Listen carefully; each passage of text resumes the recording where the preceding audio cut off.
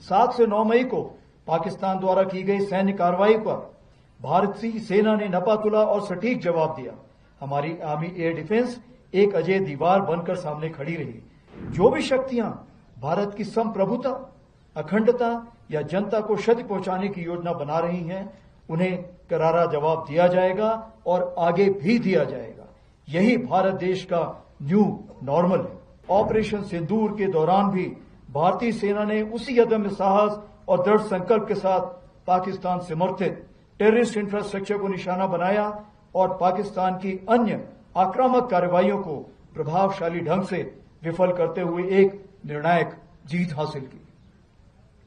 हमने शांति को अवसर दिया, पर उसने कायरता की कार्रवाई की और उसका उत्तर केवल हमने पराक्रम से दिया।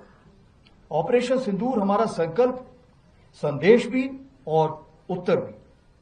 पहलगाम में हुई कायरतापूर्ण आतंकी हमला पूरे देश के लिए गहरी चोट था, लेकिन इस बार भारत ने सिर्फ शोक नहीं जताया, बल्कि ठान लिया कि अब जवाब निर्णायक होगा।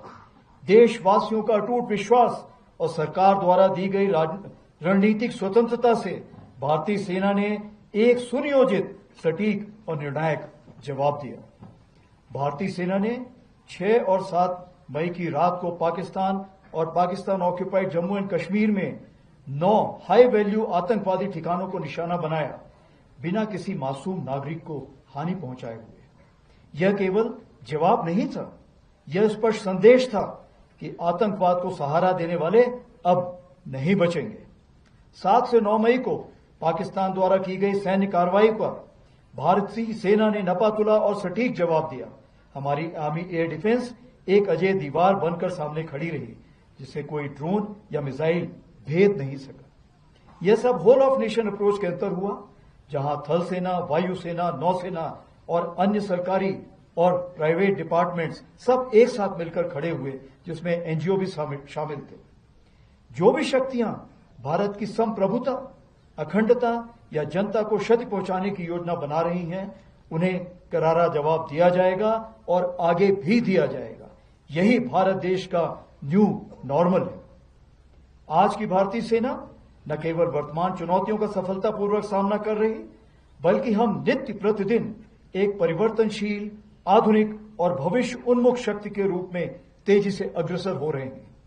इसके अंतर्गत रुद्र के रूप में नई ऑल आर्म्स ब्रिगेड का गठन किया जा रहा है, जिसका सैंक्शन मैंने कल ही दिया है, जिसमें infantry, mechanised infantry, armoured units, artillery, special forces, unmanned aerial system जैसे फाइटिंग कंपोनेंट्स को एक साथ रखा जाएगा और विशेष रूप से तैयार किया जाएगा, जिसमें शामिल लॉजिस्टिक सपोर्ट और कॉम्बैट सपोर्ट होंगे। इसी क्रम में भैरव लाइट कमांडो बटालियन के रूप में एजाइल और घातक स्पेशल फोर्सेस का गठन किया गया है, जो सीमाओं पर शत्रु को चौंकाने के लिए हमेशा तैयार है।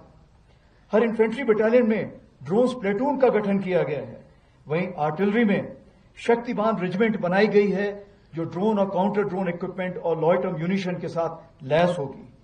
हर रेजिमेंट में एक दिव्यास्त्र बैटरी भी बनाई गई है, जो कंपोजिट बैटरी होगी और इन्हीं सामानों से लैस होगी। इन चीजों के मद्देनजर हमारी मारक क्षमता अब आने वाले दिनों में कई गुना बढ़ जाएगी। उसी प्रकार से आर्मी एयर डिफेंस को स्वदेशी मिसाइल सिस्टम से इक्विप किया जा रहा है। हम पूरी तरह से तैयार हैं कि भारत की 100वीं स्वतंत्रता वर्षगांठ तक, यानी विकसित भारत का सपना साकार करें।